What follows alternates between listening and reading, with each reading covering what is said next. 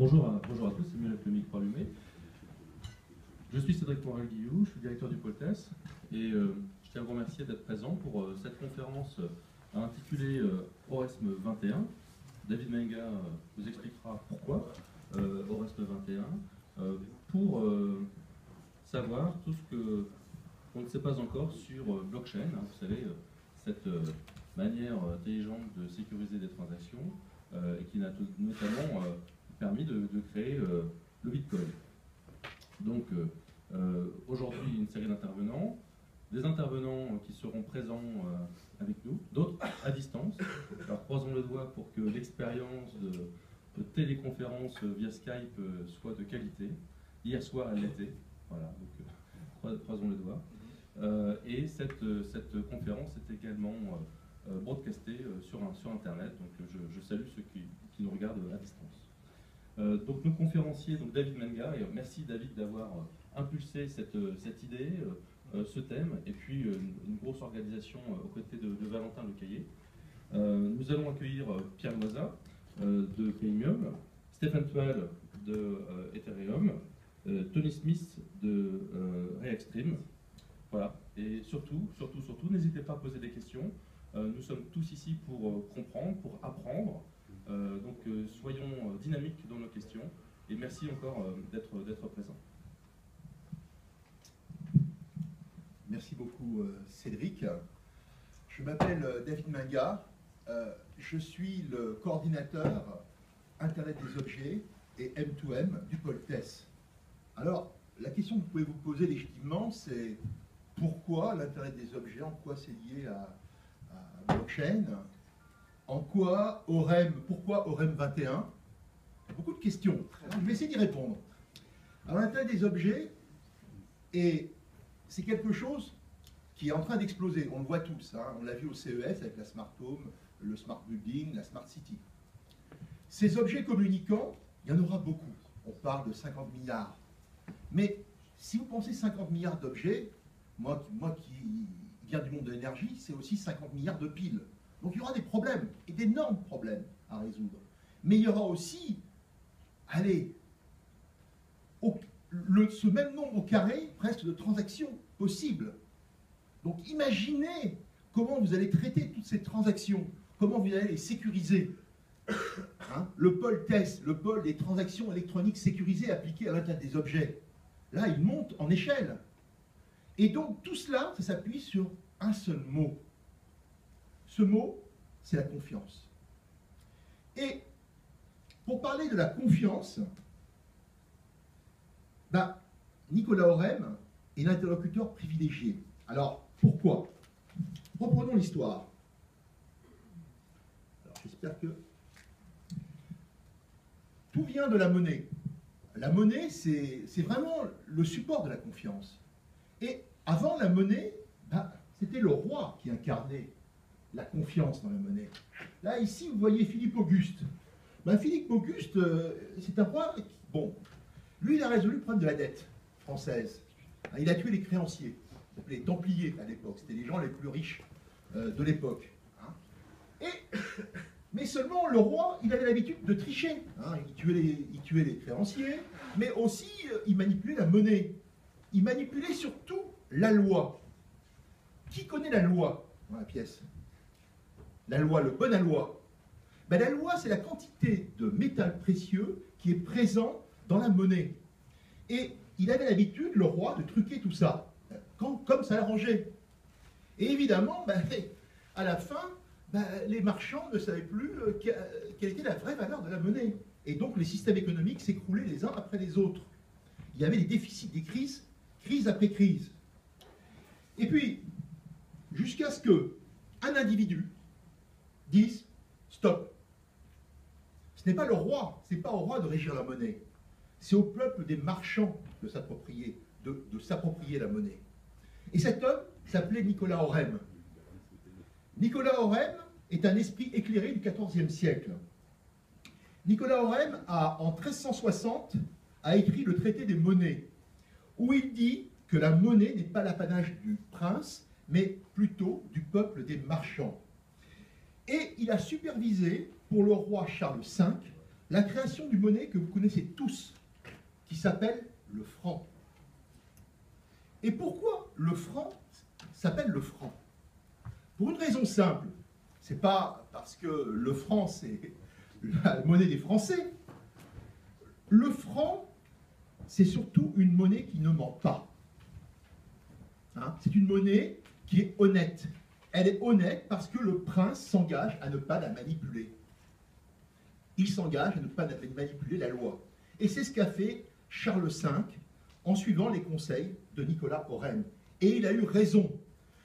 Le livre de Nicolas Oren est le fondement de l'économie politique.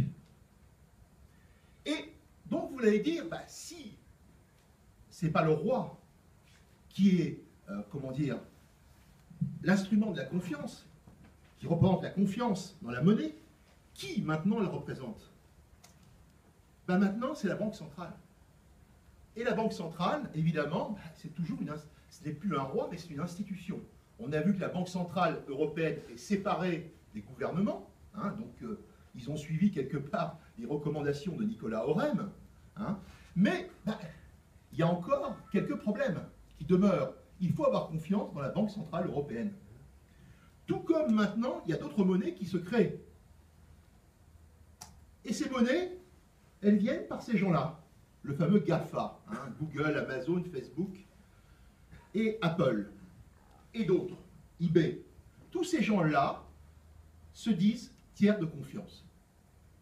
Mais peut-on avoir confiance en ces gens-là? C'est ça le problème. Vous avez tous vu que Google avait manipulé les résultats du moteur de recherche. Hein. Le Wall Street Journal en a parlé il n'y a pas très longtemps. Hein. Vous avez vu que beaucoup de mots de passe de cartes de crédit ont été volés chez Home Depot. Il n'y a pas très longtemps, il y a eu des millions de mots de passe.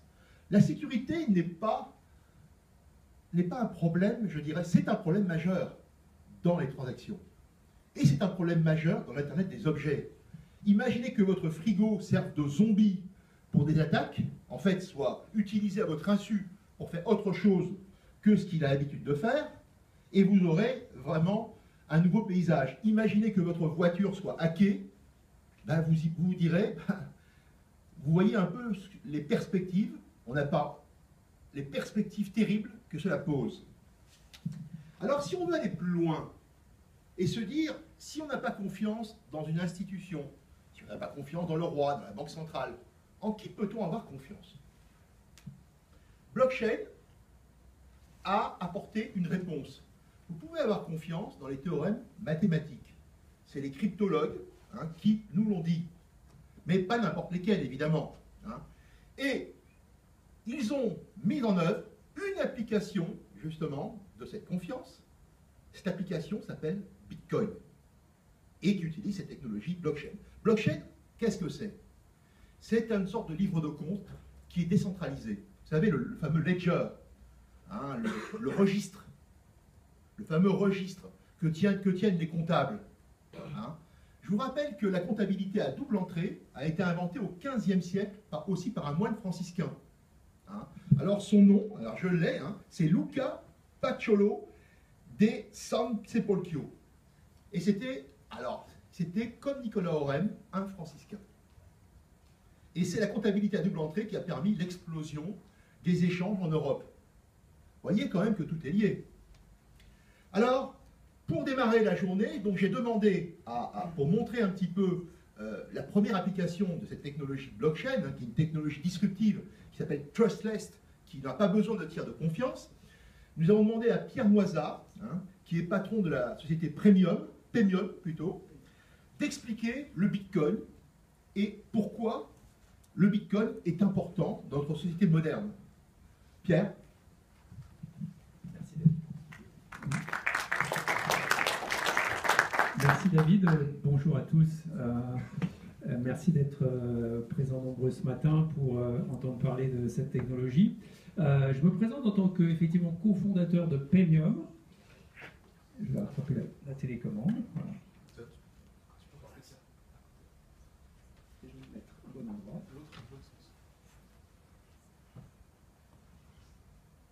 Ça doit être le début. Voilà.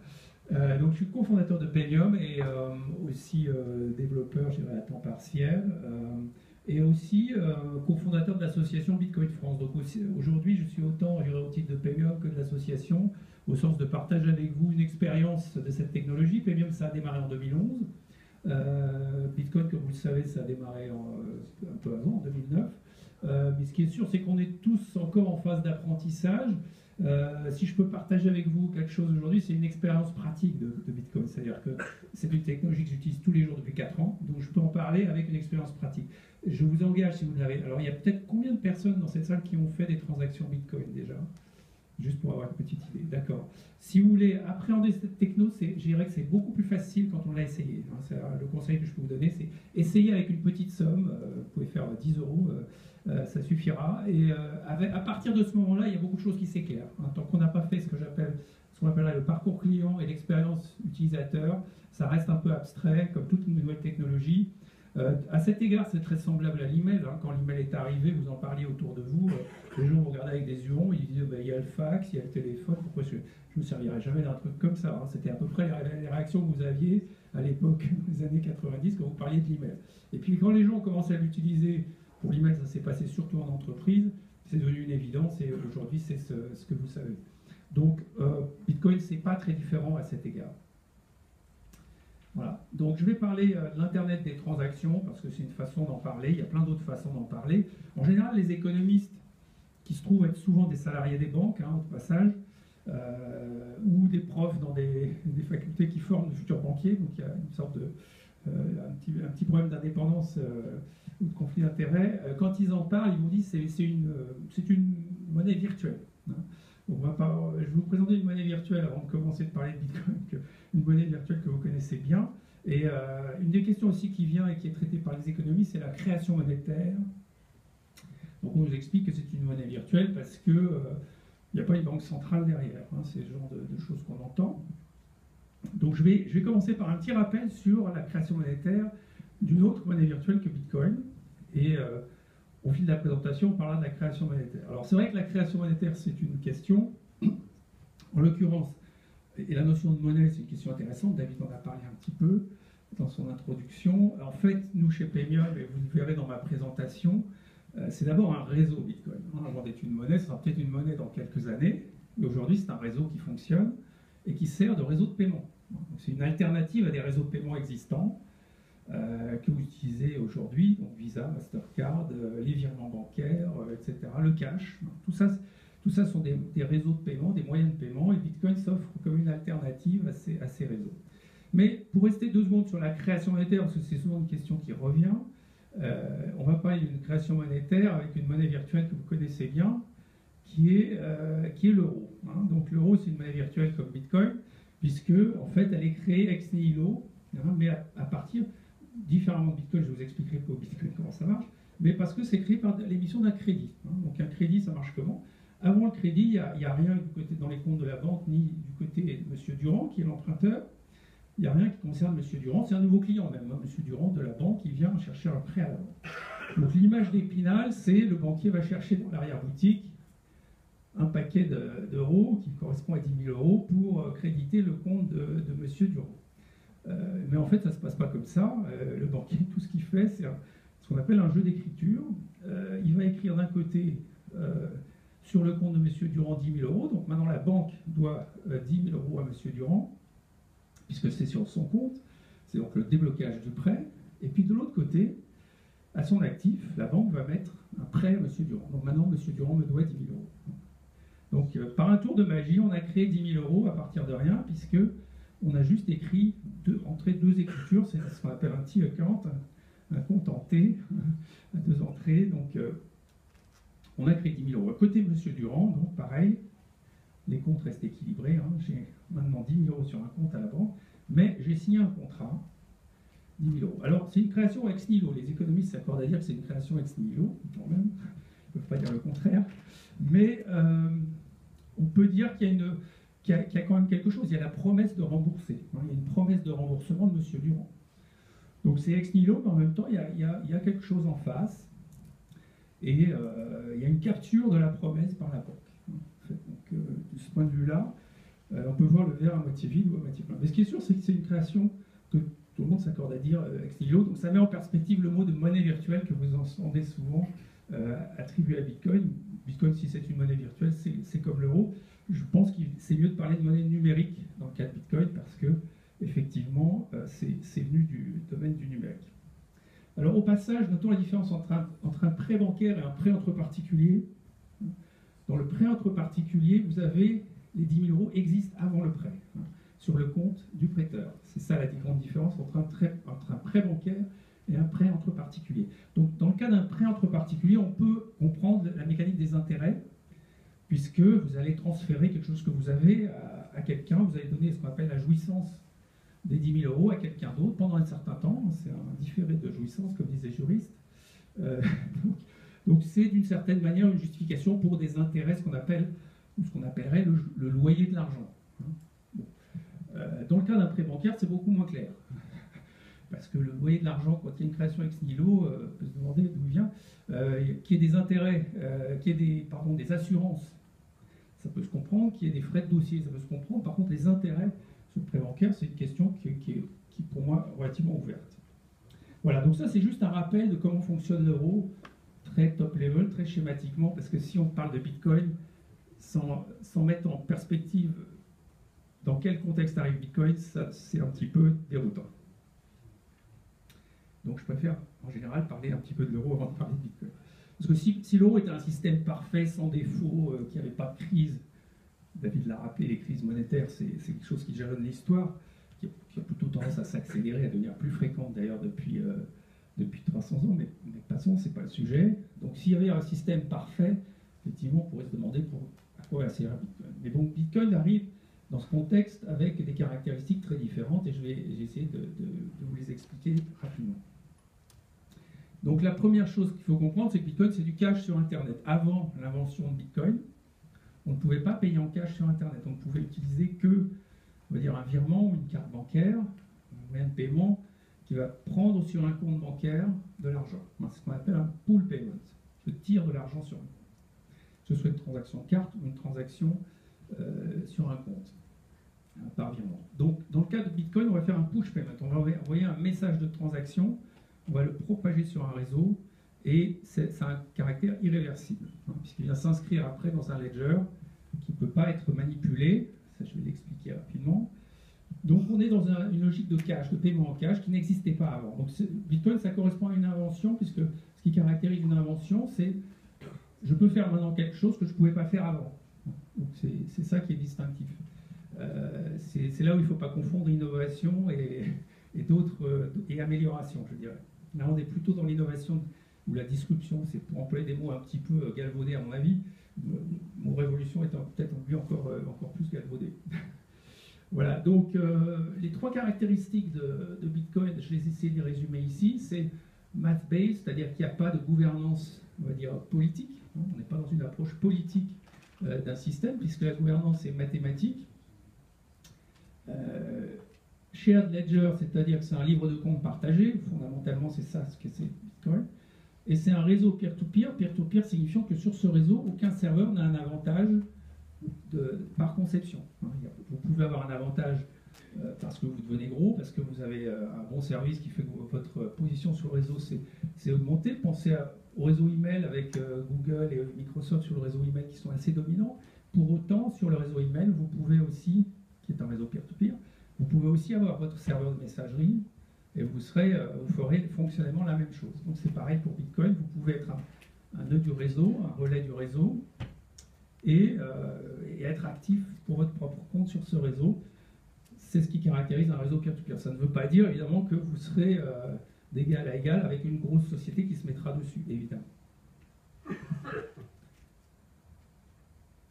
Voilà, donc Bitcoin, c'est un protocole Internet qui est la base de l'invention du réseau. Le réseau s'est construit sur un protocole Internet, comme le web, donc c'est construit sur HTTP, que j'ai rappelé ici, la gestion des noms de domaine avec DNS, où on parle de l'envoi des messages électroniques avec SMTP. Donc tous ces protocoles se sont développés sur Internet. Pour rappel, DNS, c'est un anniversaire qu'on a fêté récemment, les 30 ans de DNS, avec le premier nom de domaine en .com qui a été déposé en 1985. Donc c'est un rappel qui est intéressant parce que 1985-2000, 15 ans, c'est la montée en puissance du web. Il a fallu 15 ans pour que, à partir de HTTP, DNS, on ait quelque chose qui soit utilisable à peu près par tout le monde. Donc dans Bitcoin, qui a commencé en 2009, on peut imaginer qu'il faudra encore quelques années, 4-5 ans, parce que les choses s'accélèrent un petit peu quand même sur Internet, mais au moins 4-5 ans avant que ça devienne réellement utilisable par tout le monde, qu'il soit, comme on dit, mainstream. Je pense qu'aujourd'hui, on est encore dans la phase des early adopters, et d'ailleurs, c'est la première conférence, je crois, sur le sujet au Poltès, grâce à Cédric, David et Valentin, etc. Mais globalement, on est quand même dans une phase émergente de cette technologie. Donc c'était une pièce manquante au sens qu'avant Bitcoin, on ne pouvait pas se passer d'un serveur central. Alors, la banque en ligne, par exemple, c'est HTTPS, c'est-à-dire que j'ai une identification du serveur par un certificat. Donc, j'utilise ce qu'on appelle la cryptographie asymétrique, une notion de signature électronique qui va me permettre d'authentifier un serveur. Ça, c'est HTTP, mais pour autant, il faut quand même des certificats, il faut quand même une autorité qui délivre ces certificats. Donc, j'ai une organisation centralisée de la sécurité sur des transactions sécurisées sur Internet jusqu'à Bitcoin. Avec Bitcoin, il n'y a plus d'utilisation de certificats. On est sur un nouveau modèle de sécurité qui est vraiment décentralisé. Alors, l'invention au cœur de l'invention Bitcoin, si vous lisez le papier, le white paper de Satoshi Nakamoto, l'inventeur, qui parle d'un système de cache électronique, donc, au cœur de ce papier, l'invention, c'est la preuve de calcul comme signature collective. C'est-à-dire que jusqu'à l'invention de Bitcoin, on connaissait la signature individuelle, qui est ce que j'ai appelé ici proof of knowledge, une preuve de connaissance d'une clé privée. Ça, c'est une signature électronique. Je signe un document parce que j'ai une clé que moi seul connais. Donc, comme je suis seul à connaître cette clé, j'amène la preuve que je la connais en signant. Donc ça, c'est fondateur de la cryptographie asymétrique. Ça, c'est 1980, cette invention-là, de la signature, la deuxième ligne. C'est 1980, c'est RSA. Je signe quelque chose, et donc ça, c'est la base de HTTPS, de ce qu'on connaissait comme sécurité sur les transactions avant Bitcoin. Avec Bitcoin, on a la première ligne qui arrive, c'est une couche supplémentaire. C'est une couche supplémentaire qui est une signature, cette fois collective, et non plus individuelle. Alors, qu'est-ce que ça amène, la signature collective? Eh bien, ça amène justement cette capacité à un réseau, pour un réseau, de devenir une banque. En fait, quand on dit que dans Bitcoin, il n'y a plus d'intermédiaire, ce n'est pas tout à fait vrai. L'intermédiaire, c'est le réseau. C'est la banque, c'est le réseau. Donc, il y a une banque dans le Bitcoin, et la banque, c'est le réseau. Donc, si c'est le réseau, c'est que cette banque est capable de signer des transactions, des valides, ce qu'on appelle les valider, les confirmer. Et donc, on a une notion de signature collective, et c'est ça qui est rendu possible par cette invention. Je ne rentrerai pas dans le détail de ce que c'est qu'une preuve de calcul aujourd'hui, parce que dans le temps imparti, je n'aurai pas le temps, mais je vous invite à regarder ça. Peut-être, j'ai écrit un livre là-dessus qui s'appelle Bitcoin mode d'emploi. Avant, il y a eu Bitcoin Book aussi que j'ai écrit, donc si vous voulez vraiment rentrer dans le détail du comment ça marche, on peut faire comme ça. À l'évidence, aujourd'hui, on va plus parler de à quoi ça sert. Je pense que c'est plus facile dans une présentation de 1 heure. Si on veut vraiment rentrer dans le comment ça marche, il faut plutôt compter un vrai apprentissage, sans doute 8 heures pour des professionnels. On fait ça chez Pemium, des cours sur Bitcoin. En 8 heures, on peut vraiment faire le tour du sujet. Et pour des étudiants, puisque à la rentrée, je vais mettre en place un cours sur les cryptos, donc sur Bitcoin, la blockchain, dans une école d'ingénieurs à la rentrée, on a prévu une vingtaine d'heures pour des étudiants. Donc c'est pour vous dire que ce n'est pas un truc qu'on va pas en faire le tour en 1 heure, ce serait beaucoup trop rapide. Mais par contre, on va regarder à quoi ça sert et comment on peut l'utiliser, notamment chez Pemium. On est squatté par Skype. Donc, j'ai juste rappelé 2 citations que j'ai prises un peu au hasard récemment. Le ministre des Finances de UK, de l'Angleterre, donc qui a découvert en 2015, ils ont découvert Bitcoin, bon, le mot tard que jamais, et donc ils ont considéré que c'était intéressant. Donc c'est intéressant parce que c'est un avis du politique sur une technologie. Il commence à dire que c'est intéressant Là, il parle de micro-paiements et de transactions internationales, de transferts d'argent internationaux.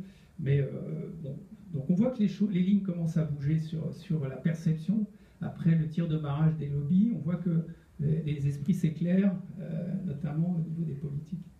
Une autre citation, c'est le président de Rakuten USA, c'est-à-dire un des 10 premiers sites, c'est Price Minister, etc. Rakuten, c'est un des 10 premiers acteurs sur Internet, sur le e-commerce aujourd'hui dans le monde.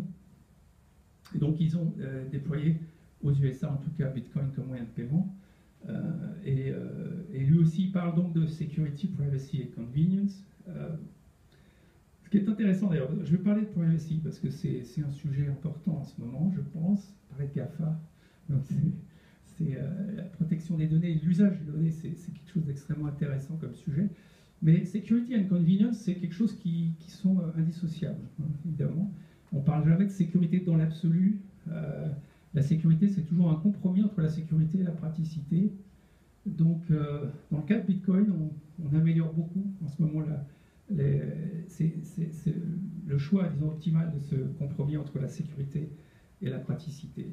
Vous pouvez avoir une très grande sécurité et avoir quelque chose qui est inutilisable, et vous pouvez avoir quelque chose de très pratique qui n'est absolument pas secure. La difficulté, c'est de trouver le bon compromis.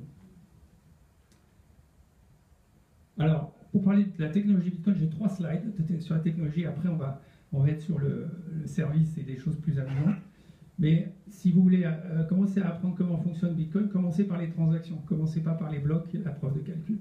Les transactions, c'est vraiment ce qui est au centre de Bitcoin, comprendre comment fonctionne une transaction Bitcoin. Donc c'est une chaîne de transactions en fait. Bitcoin, c'est le ledger dont je parlais, c'est vraiment une chaîne de transactions. Elles sont chaînées au sens que toute transaction Bitcoin, c'est les petits carrés là que j'ai représentés, et fait référence en fait à une ou plusieurs transactions en amont qui la financent. Hein. C'est les carrés bleus, c'est comment je finance ma transaction. Carré rouge, c'est comment je dépense. Hein. Donc mes bitcoins, ils arrivent par le carré bleu et je les envoie vers je dis où ils vont dans le carré rouge. Alors, globalement, vous avez ici, par exemple, j'ai été payé 110 bitcoins ici, par 2 transactions, quelqu'un qui a utilisé 2 transactions, ce qu'on appelle des unspent outputs dans le jargon Bitcoin, c'est-à-dire des carrés rouges qui n'étaient pas dépensés, qui étaient disponibles. Hein. Donc s'ils sont disponibles, ça veut dire qu'ils sont dans le total du porte-monnaie que la personne va utiliser pour me payer. Alors évidemment, c'est le porte-monnaie qui fait tout ça, hein. C'est pas la personne qui fait ça à la main. Si vous êtes programmeur, vous allez faire ça à la main, vous allez faire un programme qui construit les transactions. Si vous êtes simplement utilisateur, vous avez votre wallet, porte-monnaie qui fait tout ça automatiquement pour vous. Donc s'il veut me payer 110 bitcoins, il va chercher des unspent outputs dans son wallet, dans son porte-monnaie, pour me payer ces 110 bitcoins. Et donc je vais avoir 25 qui viennent alors d'une transaction de génération. Donc là, je vais parler 2 secondes de la création monétaire Bitcoin. Dans le grand livre de compte, il y a des transactions de génération, hein, qui sont des créations ex nihilo de Bitcoin. Ces transactions interviennent sur un rythme qui est spécifié par le protocole, un algorithme de création. Donc ça s'apparente plus, si vous voulez, à l'émission d'une action. Hein. Les euros, c'est on va dire très schématiquement de la dette. Hein. 1 euro, c'est de la dette. Un bitcoin, c'est plus comme une action. Hein. Donc vous voyez la différence entre les 2 concepts déjà. Donc c'est en ça que c'est complémentaire, parce que c'est différent. Une action, normalement, pour les juristes, ça donne droit aux bénéfices futurs de la société. Hein. C'est la valeur actualisée des bénéfices futurs d'une société. Même s'il y a des sociétés qui ne versent pas de dividendes, hein, comme Apple, ça ne les empêche pas d'avoir une action qui vaut très cher. Donc, cette notion de valeur actualisée des dividendes futurs, enfin des bénéfices futurs, et juste une disposition juridique. Donc dans le cas de Bitcoin, il n'y a pas de société, donc il n'y a pas de... Personne ne vous promet rien. Quand vous achetez un Bitcoin, il n'y a aucune promesse. Entre nous, quand vous achetez une action, il n'y a aucune promesse non plus. Hein. Si j'achète une action Apple, personne ne s'engage à me dire qu'elle vaudra tant dans le futur, évidemment. Ça peut valoir 0, une action, hein, dans le futur. Donc ça, de ce point de vue, c'est un peu pareil qu'une action, on ne sait pas. Il n'y a pas de garantie d'une société, puisqu'il y a, en plus, là, il n'y a même pas de société, pour vous dire. Par contre, ça vous donne un droit qui n'est pas un droit sur les bénéfices, c'est un droit d'usage du réseau. Parce que pour transacter sur ce réseau, il faut des bitcoins. Le réseau n'utilise que des bitcoins et il faut des réseaux des bitcoins pour transacter dessus. Donc ça vous donne un droit d'usage Pas exclusif, bien sûr, parce que vous n'avez pas tous les bitcoins, mais ça vous donne un droit d'usage qui est, je dirais, proportionnel finalement à la quantité de bitcoin que vous avez. Donc c'est une façon de voir conceptuellement à quoi ça correspond, ce qu'on appelle parfois de l'argent-valeur par opposition à l'argent-dette, comme l'euro et les monnaies centrales traditionnelles. Voilà. Donc ça, c'est ma transaction de génération. Donc cette personne-là, on les appelle des mineurs. Typiquement, cette transaction, si vous voyez l'arbre de transaction, vous pouvez tout de suite déterminer que la personne qui m'a payé, elle fait du minage, entre guillemets, c'est-à-dire elle participe au réseau en validant des transactions, elle fournit un travail au réseau, et elle est récompensée par le réseau, un petit peu comme une société qui paierait ses employés avec des actions, hein, c'est toujours un peu la même analogie, pour essayer de prendre des analogies. Et donc il est rémunéré par une transaction de génération, et il l'a utilisé pour me payer 25, aujourd'hui c'est le montant d'une transaction de génération, 25 bitcoins par bloc. Et puis il utilise un autre output, un semaine output de 100. Donc il me paye 110, et il y a un rendu de monnaie, donc cette adresse-là, elle lui appartient, à l'évidence. Le rendu donc, appartient au mineur. Donc voilà cette transaction, on peut voir donc, que c'est pas si opaque que ça finalement comme système. On peut très bien, par rapport, quand on voit ce schéma, comprendre qu'est-ce qui s'est passé. La seule chose qu'on peut se demander, c'est est-ce que ça c'est le paiement ou ça c'est le rendu de monnaie? Il n'y a pas d'indication claire de qu'est-ce qui est le paiement, qu'est-ce qui est le rendu de monnaie. Donc on pourrait penser que j'ai été payé 15 et que le mineur a récupéré 110. Ça, effectivement, c'est une incertitude qui n'est pas si facile que ça à lever. Et là, j'ai mis une transaction supplémentaire qui est un peu bizarre, qui est de transférer 110 d'une adresse à une autre. On peut se demander à quoi ça sert. Ça peut être simplement passer d'un wallet mobile, par exemple, à un wallet sur mon desktop. Ça peut être ça. Donc voilà un schéma typique de transaction Bitcoin. Typiquement 2 entrées, 2 sorties. C'est un peu le cas général d'une transaction. Encore une fois, si vous étudiez les transactions, vous allez comprendre beaucoup de choses sur la technologie avant de parler des blocs et de la preuve de calcul. Voilà. Alors plus généralement, là c'était des transactions de paiement simples. Si on veut aller un petit peu plus loin dans la compréhension de la technologie, on découvre qu'en fait, ces outputs, la façon dont je dépense ou la façon dont je finance ma transaction, c'est programmable. C'est pas juste j'envoie X Bitcoin à cette adresse. Ça peut être des conditions plus complexes. Alors pourquoi ça peut être des conditions plus complexes? Parce que en fait j'ai un langage de script dans le protocole. J'ai 250 instructions à peu près que je peux utiliser pour écrire des scripts, un peu comme un langage comme Force, un langage qui utilise une pile. Si vous vous souvenez des calculettes, qui a utilisé des calculettes HP à notation polonaise inverse? Ça y est, c'est les plus anciens. Vous vous souvenez de la façon un peu bizarre de rentrer les chiffres? Ça, c'était un système de script avec stack, avec une pile.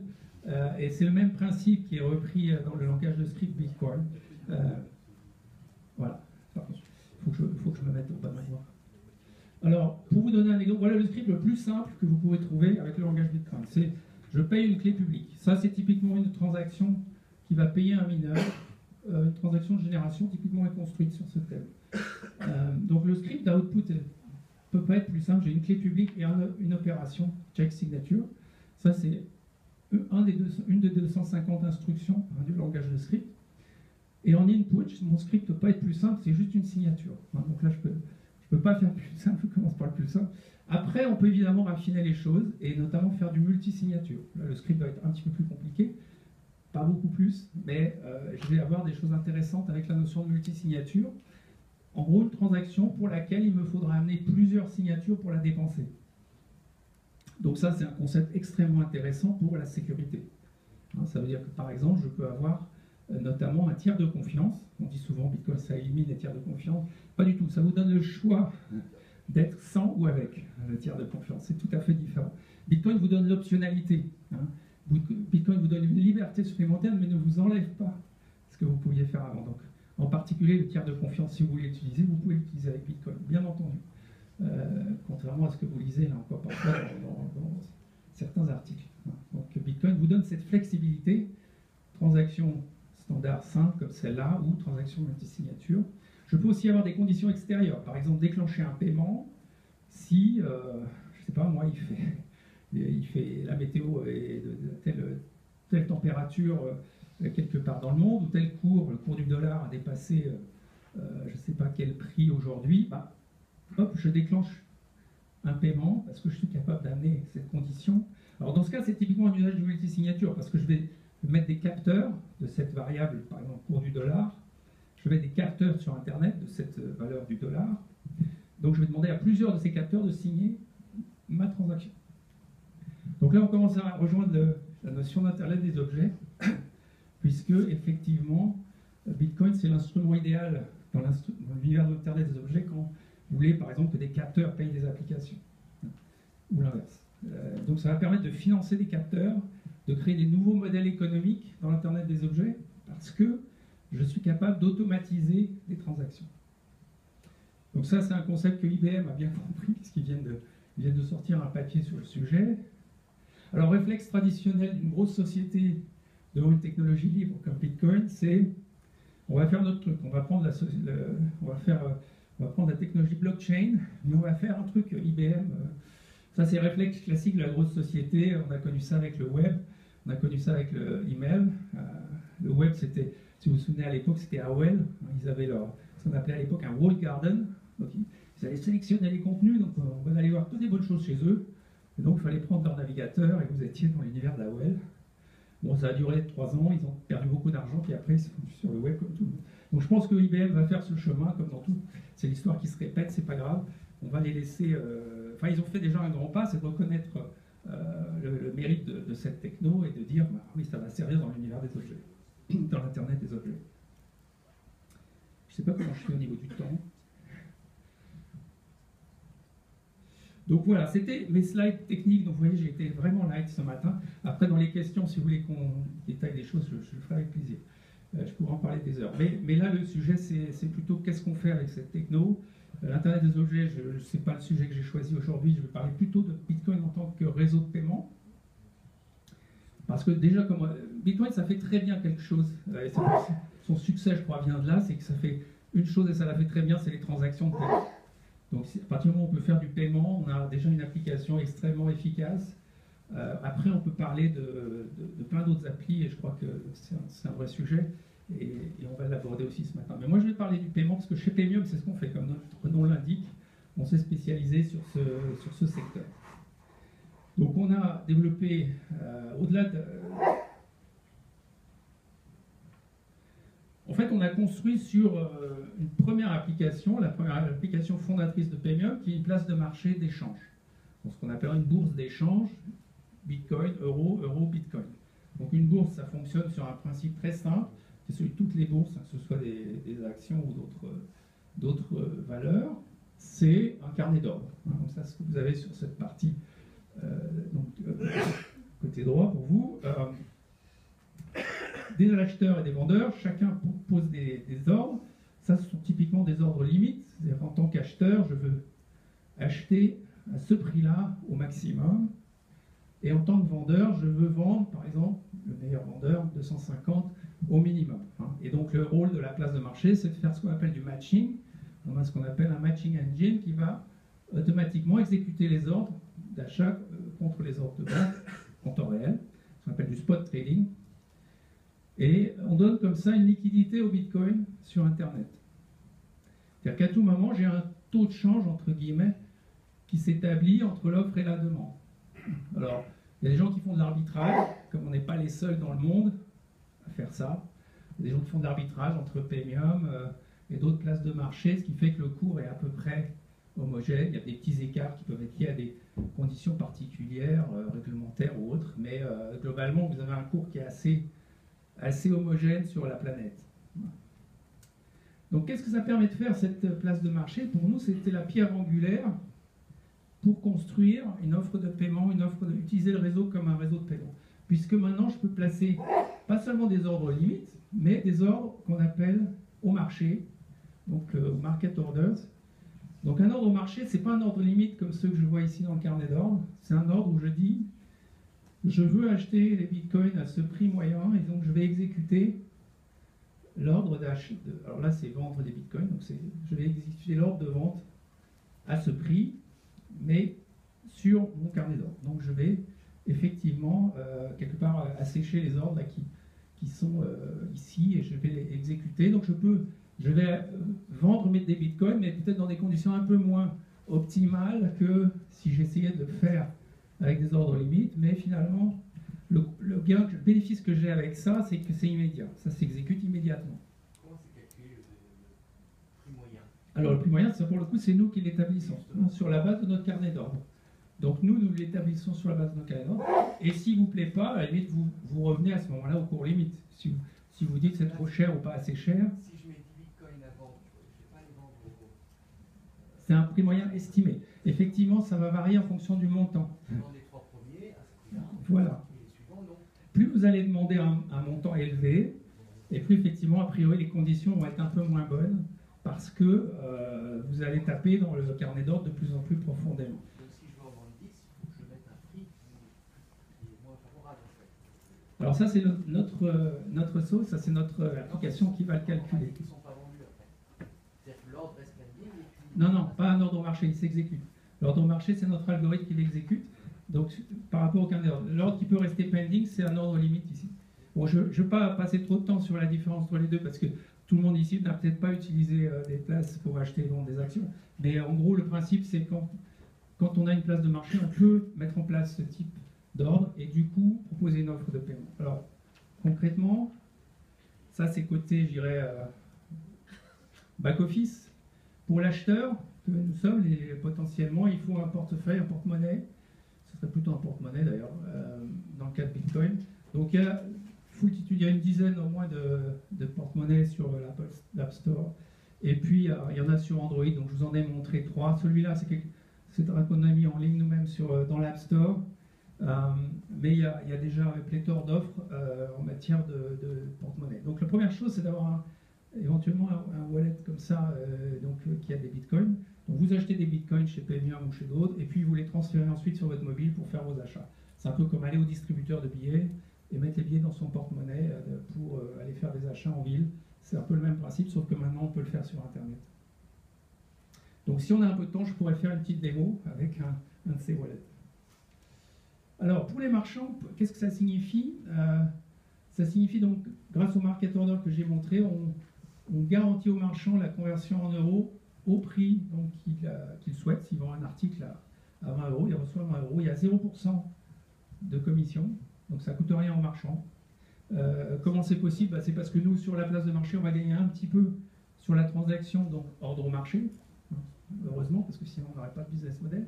Mais côté marchand, c'est gratuit. Donc côté porteur, il y a un petit coût de l'ordre de 0,5%.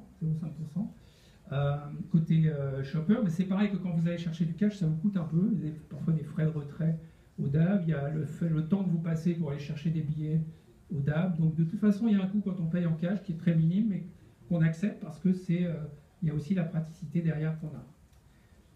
Il y a zéro fraude parce que contrairement à une carte bancaire, les bitcoins ne peuvent pas être volés au sens, quand vous êtes payé en bitcoin, personne ne peut vous les reprendre. Donc ça, c'est quelque chose, une caractéristique. C'est la cryptographie qui nous donne cette sécurité totale par rapport évidemment à des systèmes comme la carte bancaire où le numéro peut facilement être volé. Donc pour un marchand, par exemple, typiquement les cartes volées c'est 3%, ça peut être jusqu'à 3%, donc c'est considérable. Donc pour un marchand, je dirais que pas accepter Bitcoin c'est bizarre, c'est comme si un commerçant en ville vous disait je ne prends pas le cash. Alors après il y a le problème des faux billets, quand c'est des billets de banque vous pouvez avoir des faux billets, donc les gens ont des détecteurs de faux billets. Dans le cas de Bitcoin, c'est fait automatiquement par votre ordinateur et vous n'avez aucune chance d'avoir un faux Bitcoin. Votre ordinateur vous le dira forcément et immédiatement. Donc pour un commerçant, il n'y a pas vraiment de raison de ne pas ajouter Bitcoin comme option de paiement, comme ici sur cette capture d'écran. Vous voyez, on a ajouté Bitcoin comme option de paiement à côté de Visa, Mastercard ou American Express. Donc dans le cas du commerçant, je dis si le shopper, l'acheteur, clique sur Bitcoin, je vais avoir 100% du prix. Là, c'est un article à 41,10 €. Le commerçant, à la fin de la transaction, a 41,10 € sur son compte. Donc ça, c'est quelque chose qu'il faut bien comprendre. C'est quelque chose qui n'est pas le cas quand c'est un autre moyen de paiement, évidemment. D'autre part, l'autre observation que vous pouvez faire, donc quand je clique sur l'option de paiement Bitcoin, j'ai quelques secondes après ce premier écran facture qui apparaît. Je flash le QR code, je dis OK et je me retrouve, c'est payé, je peux passer à autre chose.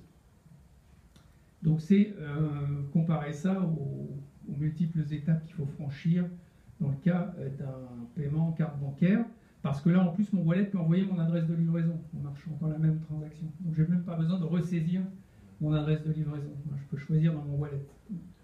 Donc en termes d'expérience client, il n'y a pas photo, vous faites ça en 3 secondes, à comparer au temps qu'il vous faut pour faire une transaction carte bancaire, ce qui cause pas mal de pertes, de ce qu'on appelle des abandons de panier côté commerçant. Avec Bitcoin, il n'y a plus d'abandon de panier, parce que là, vous êtes vraiment dans un process extrêmement court. L'autre observation qu'on peut faire, c'est qu'il y a le cours du Bitcoin est finalement assez peu important.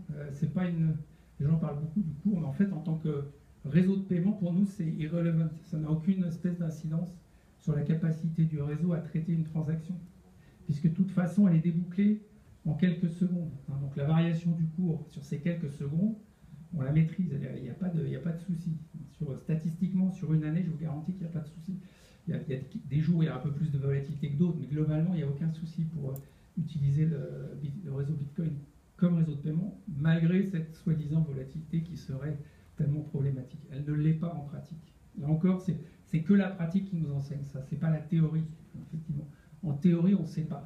Tant qu'on n'a pas essayé, nous avons maintenant une pratique de plusieurs mois, tant qu'on ne l'avait pas essayé, on ne pouvait pas l'affirmer. Maintenant qu'on l'a fait, on peut l'affirmer. Le cours n'a aucune espèce d'incidence sur la qualité du réseau en tant que réseau de paiement.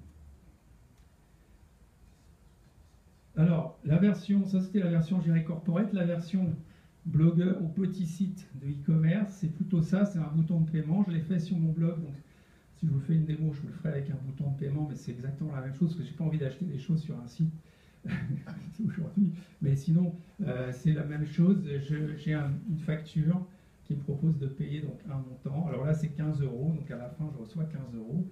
Et c'est le même principe. Simplement l'intégration, si vous avez un blog WordPress, vous faites un copier-coller du bouton, vous ouvrez un compte chez nous, parce qu'il faut quand même avoir un compte pour recevoir les euros, et vous copiez-collez le code et c'est fait. Alors si vous voulez recevoir des bitcoins, j'ai envie de dire, vous n'avez même plus besoin de Premium. Vous le faites, vous mettez une adresse Bitcoin statique et vous êtes payé en Bitcoin sans conversion automatique. Ça peut être un choix aussi. Mais disons que l'intégration d'un moyen de paiement sur un blog, maintenant, est quasi immédiate, alors qu'avant, elle n'était pas possible. Enfin, un blogueur, il n'allait pas prendre un contrat d'acceptation carte bancaire pour vendre des trucs sur son blog. Ça, c'était pas pensable.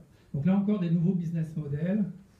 Là aussi, vendre par exemple un article de journal ou vendre un article à 50 centimes avec la carte bancaire, c'était pas trop envisageable. Maintenant, le jour où la presse, par exemple, les gens qui vendent du contenu vont s'y mettre, et ils commencent à s'y mettre. On vient de signer notamment un grand groupe de presse tout récemment. Bon, je pense qu'ils vont rapidement comprendre les avantages de cette proposition. C'est ce que j'appelle moi la vente en kiosque par rapport à la vente par abonnement. Parce qu'aujourd'hui, il n'y a que de la vente par abonnement sur la presse quand vous allez sur Internet. Alors, ça c'était pour le online. En boutique, on a fait un partenariat avec Ingenico assez récemment aussi, c'est une annonce du mois de janvier je crois, pour des terminaux qui seront disponibles plutôt sur la fin de l'année, à partir de septembre. Mais en gros, si vous êtes commerçant, votre fameux terminal de paiement carte bancaire peut maintenant aussi accepter Bitcoin, il suffit d'afficher. Donc ça c'est une appli Premium qui va s'afficher, qui va vous faire exactement la même chose que l'expérience en ligne, mais je vais payer en magasin. Donc là encore, par rapport au cash, pour le commerçant, c'est finalement un paiement en cash, mais sans les inconvénients des problèmes de la logistique du cash. Donc plus grande sécurité, notamment dans un magasin. Voilà, donc ça c'est une expérience pareille, en 2 clics, c'est fait. Alors, l'anonymat, j'en parle 2 secondes parce que c'est un sujet que les journalistes adorent, donc ils vont dire, vous lisez souvent complètement anonyme. Bon, sauf que c'est pas vrai, c'est pas complètement anonyme. C'est relativement anonyme, c'est-à-dire qu'en fait, Bitcoin, ça vous donne le contrôle de vos données privées, mais c'est en aucune manière un système anonyme. Il y a des gens, je crois qu'il y en a qui les connaissent ici, d'accord. Il y a des gens qui connaissent d'autres systèmes de blockchain crypté. Si vous voulez être anonyme, utilisez Tor, prenez une blockchain cryptée, prenez pas Bitcoin. Non, c'est pas fait pour ça. Bitcoin, c'est pas anonyme, c'est pseudonyme. Donc ça vous donne le contrôle de vos données privées, surtout par rapport à la capture abusive à des fins commerciales. C'est fait pour ça, par contre. C'est-à-dire que la capture abusive à des fins commerciales n'est plus possible. Par contre, l'anonymat par rapport à la NSA ou par rapport la DGSE ou par rapport à des gens comme ça n'existe pas. Donc si c'est utilisé à des fins criminelles, les gens vont se faire prendre, ça c'est sûr. Donc de ce point de vue-là, il faut déballonner tout de suite le sujet. Juste pour l'illustrer en 2 secondes, vous avez un graphe de transaction. Encore une fois, ce graphe est public, hein, donc là ce sont des transactions que j'ai pu prendre sur Internet sans chercher, je ne sais même pas qui est derrière. Ce qui est sûr, c'est que si j'ai associé par exemple cette adresse à une adresse de livraison, parce que il y a eu il y a une transaction de e-commerce, donc je vais savoir, ça c'est l'adresse d'un site de e-commerce, je vais savoir l'associer à une adresse de livraison. Je vais avoir une page sur un réseau social qui fait apparaître une adresse. Si je fais une analyse de graphe, alors là c'est évidemment hyper simplifié, il n'y a rien derrière, mais si je fais une analyse de graphe sur un logiciel bien foutu, bien, évidemment je vais pouvoir avoir des éléments que je n'ai pas avec les systèmes de paiement traditionnels. Aujourd'hui, les activités criminelles se financent avec du cash en billets de banque. Le billet de banque, c'est l'ennemi des autorités, parce que là, le billet de banque, lui, il est vraiment intraçable, très difficile à tracer. Mais ce type de blockchain en clair, clairement, n'est pas anonyme au sens qu'on entend. Alors, ça n'empêche pas que vous pouvez vraiment vous protéger de la capture abusive à des fins commerciales. Là, je vais juste illustrer avec un exemple. Vous avez un site de e-commerce, vous lui envoyez un paiement sans lui envoyer votre nom ni votre adresse. Il se trouve que ce site de e-commerce est en partenariat avec un transporteur, UPS ou des points relais, et vous envoyez votre nom et votre adresse avec votre adresse de livraison, mais en signant avec la même clé qui a servi à signer la transaction de paiement. Donc le site de e-commerce, lui, il suffit qu'il envoie le colis avec juste l'adresse Bitcoin d'origine, et quand le point relais reçoit, il va essayer cette clé publique, enfin cette adresse, en l'occurrence là on va utiliser une adresse, pour vérifier les messages qu'il a reçus aujourd'hui, et il va trouver votre nom et votre adresse dans le message que vous avez envoyé. Il va savoir associer votre message signé avec ce paiement, donc avec ce colis. Et le site de e-commerce, lui, il ne connaît pas. Et le point relais, il ne connaît pas le contenu du colis, parce qu'il a reçu un colis. Donc vous avez protégé vos données privées, de transactions, d'entités commerciales. Encore une fois, par rapport aux autorités, non. Hein. Si vous êtes dans un commerce illégal, vous allez vous faire prendre. Si vous êtes monsieur tout le monde, ça peut vous servir à juste protéger vos données. L'enjeu de tout ça, c'est quoi? C'est de monnayer vos données. C'est pas de les donner gratuitement à Facebook ou à eBay.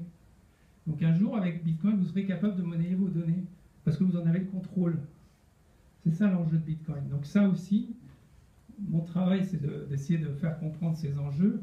Dans cette salle, je pense que c'est compris facilement. Je peux vous garantir que vous en parlez des politiques ou des journalistes, c'est beaucoup plus compliqué. Donc c'est notre travail à tous d'éduquer sur le vrai enjeu et ce qu'apporte Bitcoin sur ce sujet. Voilà, je terminerai avec un mot sur les altcoins, parce qu'on parle souvent de monnaie virtuelle au pluriel. Il n'y a pas de monnaie virtuelle. Déjà, Bitcoin, ce n'est pas une monnaie virtuelle, c'est un réseau de paiement.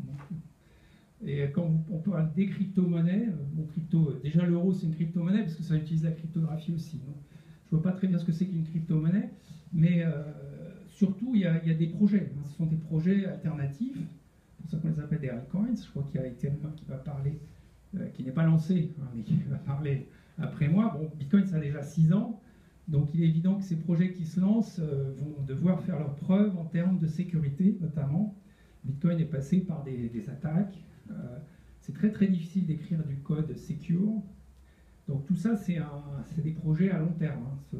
Donc quand on parle des altcoins comme si c'était des alternatives à Bitcoin, prudence.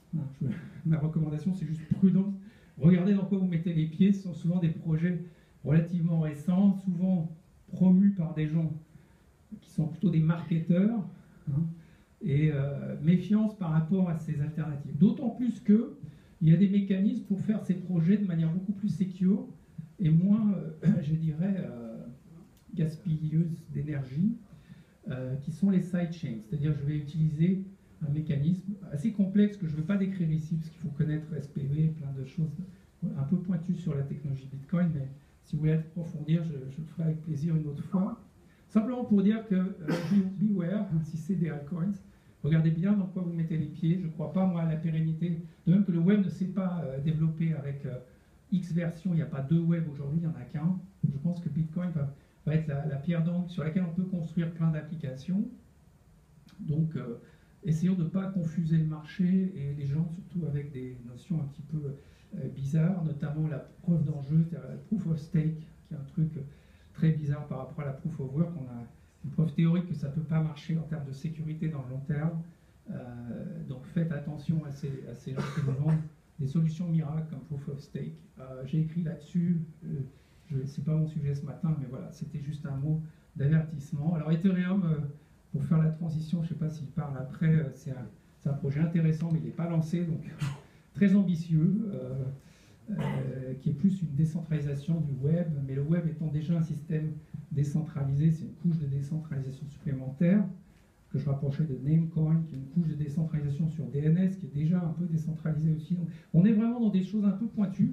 Moi, je dirais, avant de commencer à s'intéresser à ces choses très pointues, essayons de bien comprendre ce qu'on peut faire avec Bitcoin et le faire comprendre au public, surtout, parce que c'est ça l'enjeu. Après, on pourra toujours faire plein de choses intéressantes. Mais voilà, c'était ma présentation. Et si vous avez des questions, j'y répondrai avec plaisir.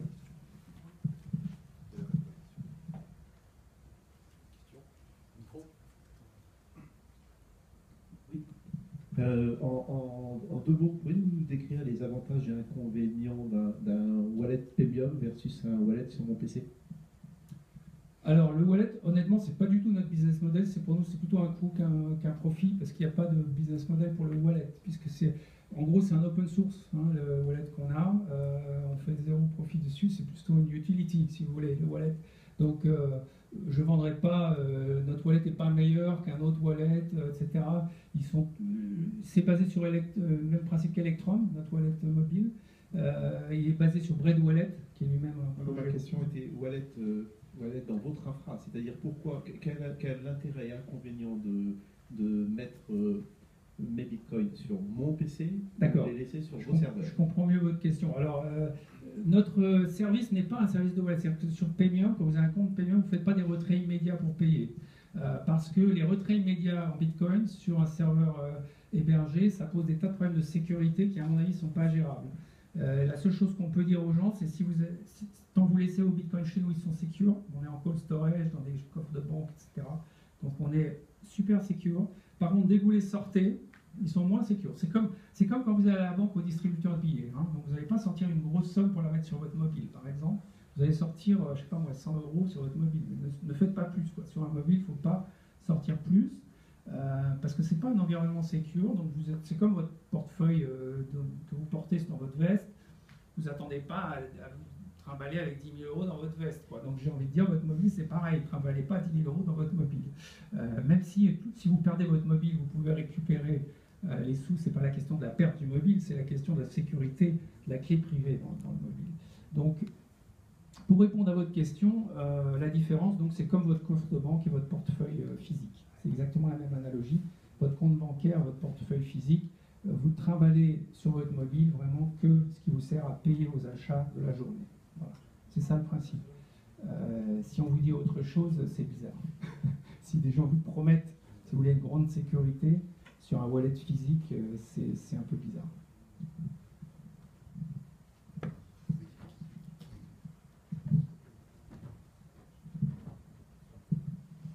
Bonjour.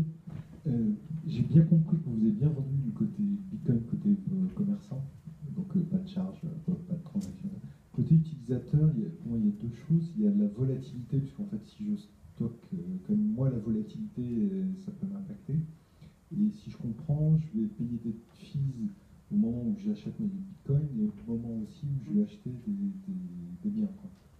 Oui, tout à fait. Alors les fees, elles sont modestes, si vous voulez, donc ça correspond quand même à peu près au coût du cash que vous utilisez déjà aujourd'hui, qui, comme je disais, n'est pas gratuit, mais c'est des coûts masqués. Donc vous payez pour le cash, mais vous ne le savez pas, et c'est du temps, par exemple, que vous passez, et la sécurité aussi du cash, c'est vous qui l'assurez, donc vous avez toute une notion de gestion masquée, disons, des risques, etc., avec le cash. Donc c'est une alternative au cash. Donc en tant que porteur, c'est vraiment vous demander, est-ce que je préfère payer avec un billet en magasin, ou est-ce que je préfère payer avec mon mobile, etc.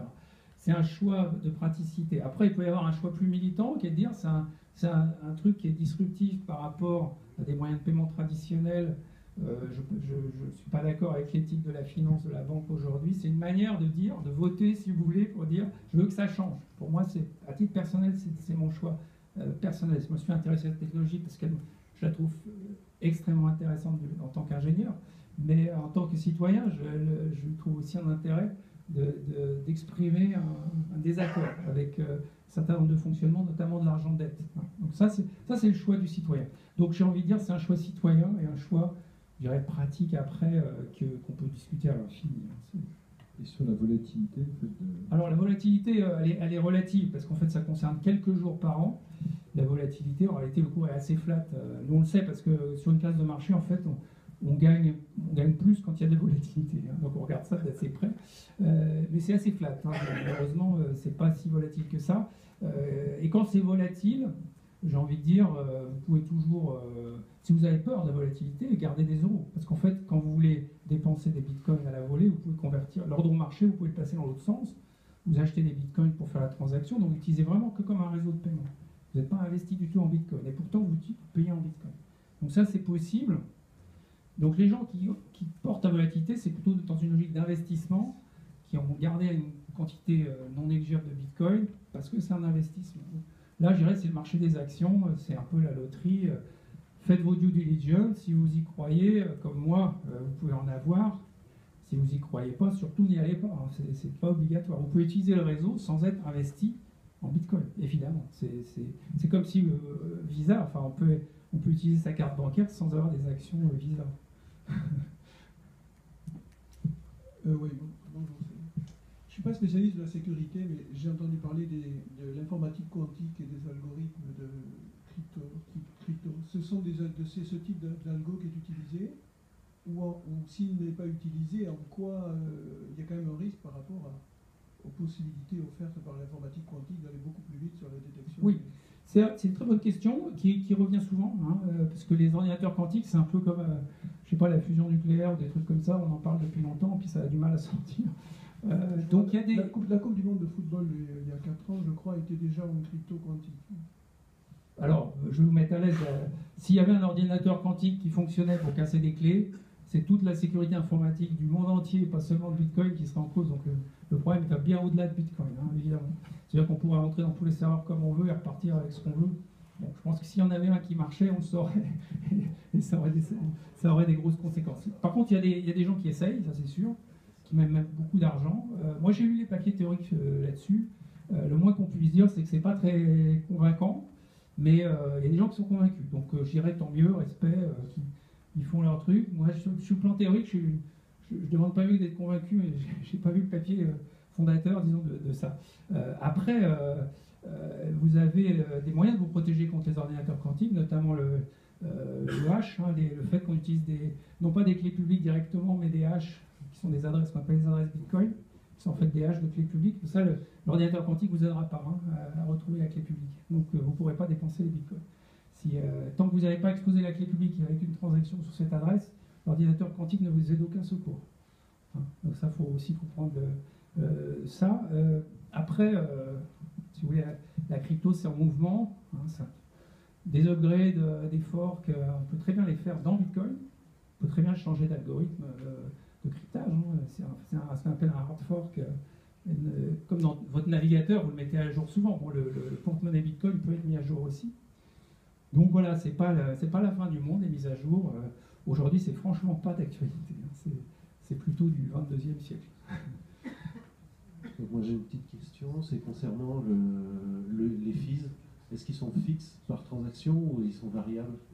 C'est une très bonne question parce que les fees de network elles sont sont très basses aujourd'hui, parce qu'il y a une création monétaire assez intense encore. Donc du coup, le sujet des fees n'est pas vraiment sur la table parce que les participants au réseau sont rémunérés par la création monétaire et les fees sont très basses. Effectivement, la question c'est qu'est-ce qu'elles deviennent quand il n'y a plus de création monétaire. Et donc là, la question c'est plutôt comment s'établir un marché pour ces fees. Parce que dès qu'il y a un marché, on va trouver un optimum. Ça veut dire qu'il y a une symétrie d'information entre ceux qui envoient des transactions, donc ceux qui payent les fees, et ceux qui les reçoivent, c'est-à-dire les mineurs. Donc ça, c'est un truc qui est dans l'esprit des développeurs depuis longtemps. Donc ça s'arrange à chaque upgrade, il y a un pas dans une meilleure transparence du marché des fees. Ce qu'on peut dire, c'est que c'est concurrentiel, donc il y a un optimum qui sera trouvé, puisque vous pouvez, en tant que mineur, c'est vous qui choisissez les transactions en fonction des fees qui sont proposées. Donc c'est un sujet compliqué, là, on est vraiment un peu pointu peut-être pour une première présentation, mais il y a déjà un fonctionnement qui est satisfaisant. Je n'ai pas de doute que ce marché des fees va évoluer, que ça sera peut-être un peu plus cher, pourquoi pas, mais elles sont tellement basses aujourd'hui que ce serait presque normal. Et ce qui est sûr, c'est que par rapport à des moyens de paiement traditionnels, on sera forcément plus concurrentiel, parce qu'aujourd'hui on a un oligopole avec Visa, Mastercard, allez, on va dire PayPal, allez, ils sont 3. Et donc les fees ne sont pas du tout concurrentielles, ça c'est sûr, sur les moyens de paiement traditionnels. On va prendre une dernière question, je suis désolé, on est un peu short sur le timing. Je vous invite après à discuter avec Pierre pour les compléments d'information. Bonjour, est-ce que vous pouvez nous parler du minage et est-ce que je peux devenir riche en minant, s'il vous plaît? Alors, le minage, alors la question, est-ce que vous pouvez devenir riche en minant? Je ne sais pas, parce que c'est une activité concurrentielle, comme on vient de dire. Au début, ça l'était moins. Alors, souvent les gens disent, ouais, mais au début, c'est trop facile, mais l'info était disponible. Moi, le papier fondateur de Bitcoin a été publié sur une mailing list à laquelle tout le monde peut s'inscrire. Moi, j'étais inscrit, je m'intéresse à la cryptographie depuis longtemps. Franchement, vous pouvez vous inscrire demain. Donc, c'est le fait de dire que il y a un avantage démesuré par rapport à cette période des early adopters. Non, parce que ces gens-là ont permis au réseau d'exister aujourd'hui. Sinon, il serait resté un papier théorique. Donc, aujourd'hui, le fait que les mineurs sont confrontés à plus de concurrence, donc sans doute vous ne pouvez pas devenir riche aujourd'hui. Voilà, c'est un peu comme plein d'autres situations, comme Apple. Vous ne pouvez pas devenir riche en achetant des actions Apple. Vous pouviez devenir riche en achetant des actions Apple dans les années 80. Ça, c'est la loi de l'offre et de la demande et de l'innovation. C'est le chemin de l'innovation. Donc, vous pouvez devenir mineur. Par contre, aujourd'hui, moi, par exemple, je suis mineur parce que ça facilite, ça améliore la connectivité du réseau. Donc, plus il y a de mineurs, plus on a un réseau performant. Aujourd'hui, il est très performant. Si on fait une démo, je pense que vous pourrez le constater. Une transaction Bitcoin, ça se propage en 3 secondes, en 2-3 secondes, entre Paris et Singapour. Donc, ça veut dire que le réseau, il est très sain. Il est très sain, donc, mais plus il y a de mineurs, plus il est performant. Donc j'ai envie de dire, oui, miner, soyez ce qu'on appelle un full node du réseau, parce que ça, c'est très facile à faire. Mais ne le faites pas dans la perspective de devenir riche, parce que ça, c'est un autre objectif. Devenir riche, c'est un autre objectif. Moi, c'est pas le mien, personnellement. Merci Pierre. Donc là, je veux juste faire une mise en application de ce que j'ai décrit rapidement tout à l'heure. Un blogueur qui a fait un copier-coller d'un bouton qu'on propose sur le compte Premium. Par rapport à l'Afrique, d'ailleurs, c'est intéressant parce que, effectivement, quand on veut envoyer de l'argent pour une ONG, etc., on suppose que c'est difficile pour l'argent de trouver son chemin jusqu'au destinataire final. Là, avec une ONG, on peut imaginer que l'ONG met ça sur sa page d'accueil et quand vous envoyez l'argent par le réseau Bitcoin, vous êtes sûr au moins de l'endroit où il arrive. Là, en l'occurrence, ça arrive sur le compte d'un blogueur donc, qui a posé un bouton de paiement sur son compte. Donc, ce que vous allez voir, c'est la même expérience client que sur un site comme showroomprivé.com ou un site de e-commerce classique. Donc, on envoie un paiement avec un wallet Bitcoin qui peut être n'importe quel wallet Bitcoin. C'est tout l'intérêt de l'ouverture du truc. Ça peut être un que vous avez d'ailleurs dans la salle. Si vous voulez m'envoyer un peu d'argent, je ferai la démo avec votre téléphone. Mais bon, je ne vais pas vous demander ça. Je vais le faire avec le mien. Comme ça, je vais le récupérer. Mais ça peut être n'importe quel site marchand donc, qui accepte les paiements par Bitcoin. J'ai mis aussi, vous voyez, au-delà du bouton de paiement, j'ai mis un petit bouton de donation. C'est un widget qui se trouve aussi sur Internet qui vous demande une adresse Bitcoin. Vous mettez votre adresse Bitcoin et vous recevez des donations. Ça, c'est plutôt pour le fun. Mais on parlait des upvotes, Reddit, etc. Effectivement, c'est une autre façon de voir les upvotes. Évidemment, là, c'est pas le montant ni le nombre parce que ça reste une expérimentation, mais c'est plutôt rigolo. Voilà, donc je vais poser mon téléphone, je vais poser peut-être le micro. Donc je vais expliquer ce qui allait se passer. On va cliquer sur le bouton. Alors là, c'est la partie la plus difficile pour moi parce que je ne suis pas un utilisateur de ces machines IBM, mais je vais essayer de le faire, ça ne doit pas être trop dur. Je vais commander l'article à 4,99 €. Donc je clique dessus et on me propose de rentrer une adresse mail. Donc là, je vais rentrer a priori n'importe quelle adresse mail. C'est le moment où je mets mes lunettes de vue parce que on est sur un clavier noir avec des reflets. Donc, et c'est pas un clavier auquel je suis habitué parce que c'est pas du tout mon clavier. Ouais, c'est plus simple en général. Il y a une autre personne qui... Rentrez n'importe quelle adresse mail, donc a@b.com par exemple. On ne va pas vérifier l'adresse mail typiquement là, parce qu'en fait l'adresse mail elle est facultative. Et je ne suis même pas obligé de la demander. Bon, je l'ai fait parce que c'était pour la démo et que je voulais montrer. Donc à ce stade-là, j'ai 15 minutes. Il y a une barre de progression, comme vous pouvez voir, parce que tout simplement, la cotation en Bitcoin du prix 4,99 €, on la limite dans le temps, évidemment, parce que sinon, ce serait un outil de hedging contre le taux de change, ce qui n'est pas vraiment le but de cet écran. Le but de cet écran, c'est simplement de payer. On vous demande 15 minutes, ce qui a priori est largement suffisant pour aller chercher son smartphone. Alors la difficulté ici, c'est que mon téléphone n'est pas trop connecté dans ce... Donc je scanne le QR code, voilà, c'est fait, et je fais envoyer la transaction. Donc j'ai pas eu besoin d'envoyer, ça y est, mon smartphone me dit que c'est envoyé. Donc j'ai pas eu besoin de saisir le prix, voilà, c'est payé. On a compté quoi, 3 secondes. Donc c'est payé, ça veut dire que Paymium, en inspectant la blockchain, a vu que ma transaction était passée, et donc m'envoie une notification au site pour dire c'est payé. Donc à ce stade-là, vous voyez, on peut passer à autre chose et on a payé en Bitcoin. Donc cette démo qui est un des derniers obstacles entre vous et le déjeuner, vous voyez, c'est assez court, mais c'est pour comparer ça à un check-out carte bancaire. C'est juste un enfer, un check-out carte bancaire. Vous avez 7 étapes, vous rentrez des tas d'infos, vous n'avez pas envie de donner d'ailleurs. Vous allez payer en carte bancaire, vous allez rentrer 16 chiffres, plus le CVV, plus le machin. On va vous envoyer un SMS pour confirmer sur votre smartphone que vous avez déjà en main si vous payez en Bitcoin, donc vous avez déjà le deuxième facteur. Enfin, tout ça est assez naturel, donc c'est pour ça que le paiement en cash sur Internet fait sens. Voilà, je vous remercie de votre attention. Là juste pour le commerçant, la conversion a été faite directement sur cette transaction Il reçoit au cours du moment. Exactement, il reçoit vraiment 4,99 €. Ceux qui prenaient le risque, entre guillemets, de change, c'est nous, c'est la plateforme. Mais nous, on le prend avec plaisir parce qu'on on sait comment évaluer le cours, donc on sait faire une cotation. La principale intérêt, c'est qu'on reçoit des euros. Un autre système de conversion, on peut très bien se faire payer sur votre plateforme directement en Bitcoin, mais sur les Bitcoins. Et là, vous faites en fait la conversion temps réel. Voilà, c'est ça, exactement. Si vous êtes un bitcoiner convaincu comme moi, vous pouvez garder les bitcoins, mais la plupart des commerçants traditionnels, on va dire, vont demander la conversion immédiate. Merci Pierre, on peut l'applaudir parce que c'est une belle démonstration pour conclure cette session.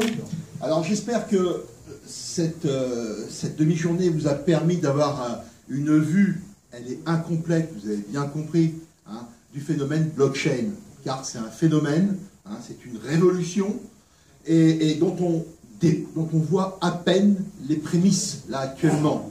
Voilà. Bon. Ce ne sera pas terminé, je vous le dis tout de suite, le pôle test va continuer. Vous avez vu que Internet des objets et blockchain, c'est lié. Vous avez compris aussi que des grosses boîtes s'intéressent à blockchain. Il n'y a pas qu'Ethereum, il y a IBM. Et nous allons essayer de faire une journée spéciale avec justement IBM, peut-être une demi-journée, il y a un format à trouver, pour expliquer un peu plus le projet Adept. Parce que je crois qu'il mérite un focus particulier. J'étais au CES à Las Vegas, donc vous voyez, le pôle TES, encore une fois, a visé juste en mettant le paquet sur Las Vegas, et j'ai vu la première démonstration. Bon, je n'étais pas encore très convaincu, il faut dire que le projet Adept démarrait. Donc, mais là, il commence à y avoir une certaine antériorité, et donc il est important de savoir où ce projet en est. Ou qu'est-ce qu'on peut en tirer. Voilà. Et je pense que ça sera un des axes du thème. Un deuxième axe sur lequel qui me vient, un deuxième axe qui me semble clair, c'est qu'il va falloir faire de la formation. De la formation. Alors, est-ce qu'il y a des académiques dans le coin? Non. Je pense que l'ENSICAN ou d'autres doivent absolument s'emparer de ce phénomène et commencer à former. Parce qu'il y a vraiment de nouvelles perspectives intéressantes, à la fois en termes académiques, on a vu l'algorithmique très sophistiquée qui est mise en œuvre, et aussi sur les nouveaux modèles économiques qui en résultent. Donc c'est aussi à la fois de la formation, aussi des séances de créativité, hein, parce que je pense que Stéphane nous l'a montré, il y a des possibilités, hein, et il va falloir trouver de nouveaux modèles économiques, de nouvelles idées. Et je pense qu'autour de la table, autour de cette session, ce n'est qu'un début. Il va falloir poursuivre et persévérer. Il va falloir poursuivre l'œuvre de Nicolas Orem. Car vous avez bien compris, le cœur de tout cela, c'est la confiance. Merci. Merci David, merci à tous. Donc poursuivre et persévérer. Je vous propose de poursuivre et persévérer les échanges auprès du cocktail. Donc, voilà. Merci infiniment. Voilà les prochaines dates du pôle. Revenez, soyez nombreux. Merci de votre confiance.